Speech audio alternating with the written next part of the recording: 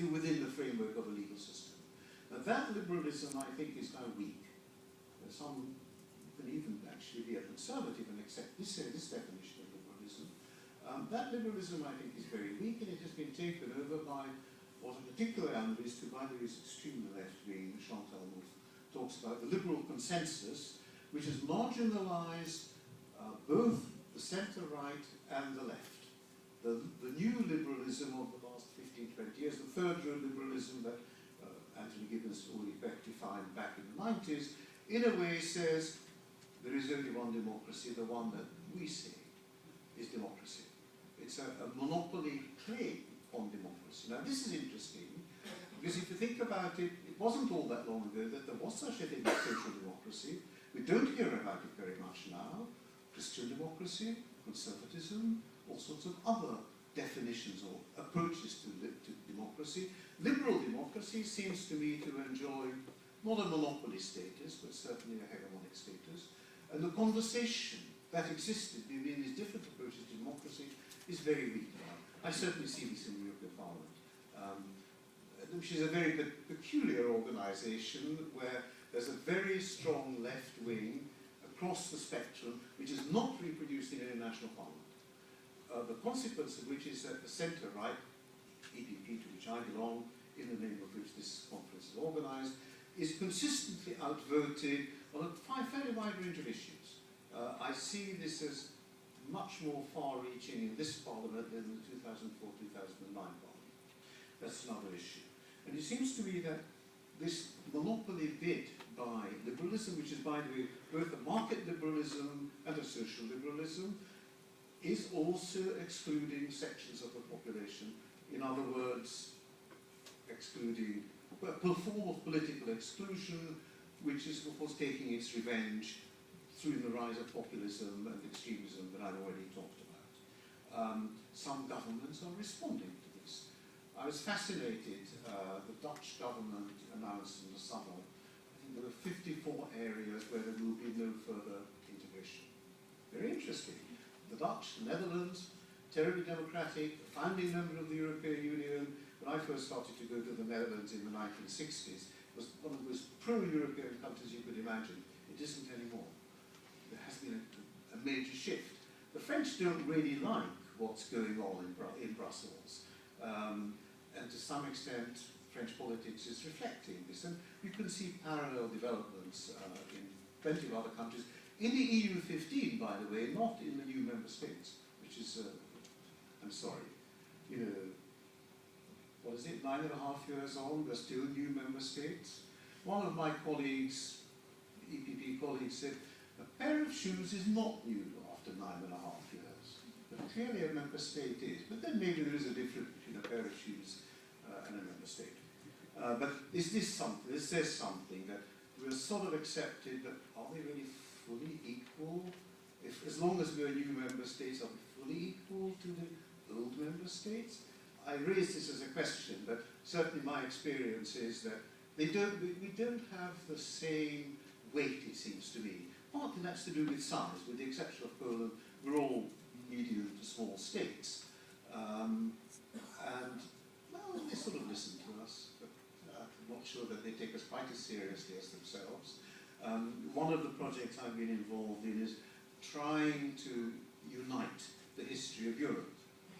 No takers. The EU 15, not interested. We've worked very hard on this. And I've tried various devices to say, look, come along, it really is very interesting, etc. Yes, they say, they don't come. So this has basically been members of the European Parliament from the new member states talking to one another. Very interesting. I've learned a great deal about Polish and Baltic and Romanian history, some of which I knew, some of which I didn't. We have this problem that the liberalism that has evolved, I think, poses a difficult issue because many of the new member states don't follow this particular liberalism. They have a different perception of democracy that obviously applies to the present Hungarian government, in the consequences which you have seen, putting the conflict at the theoretical level. It seems to me that there are two other problems that I want briefly to One is, I'm not an economist, but I try to, with some difficulty, understand economic phenomena. Now, I should be able to project this, but I don't actually have the electronic wherewithal. That if you look at the figures for GDP per capita for 2004 and the ranking order, then what it shows is that Slovenia and Czech Republic were higher than Portugal and Greece. All the other member states, new member states, were below, and this has not changed. In other words, the ranking order is still the same. Within member states, yes, there have been huge changes. Obviously, anybody who's lived in Hungary for the last 10 years, 20 years, has seen significant change. I think that applies to all member states. But the ranking order is still the same. Now that suggests to me that the European Union's economic system is conserving this ranking order. And if you want to call it inequality, I won't disagree with you. Why is it that none of the EU 12 has actually managed to overtake, let's say, Italy? Italy's on the mean. Italy is roughly the mean. Why is it that with none of us managed to do this in spite of transfers, in spite of solidarity, cohesion funds, structural funds? There are various answers. The openness of the market is clearly one of them. That our economic actors are downstream of their economic actors. And I think that dividing line, sadly, is a reality. And that takes me to my last point. If you look at the multi-annual financial framework, the MFF, which is not finalized yet, but we're very close to it, Hungary has done very well. Very generous towards Hungary. This is the European level redistribution. But if you look at the debates, you will see that the net contributors are very uneasy, and they've been pushing their contributions down. No final figure, but I'm quite sure it will be down below 1% of GDP. Don't all that much. I mean, the actual sum is large, and the transfers are very considerable. And if this does mean the gradual phasing out, which it may not, does mean the gradual phasing out of solidarity, the diminishing of structural funds and cohesion funds, then that endangers the single market. Because in a way, the legitimacy of the single market is precisely that we, the poorer members, continue to receive structural cohesion funds.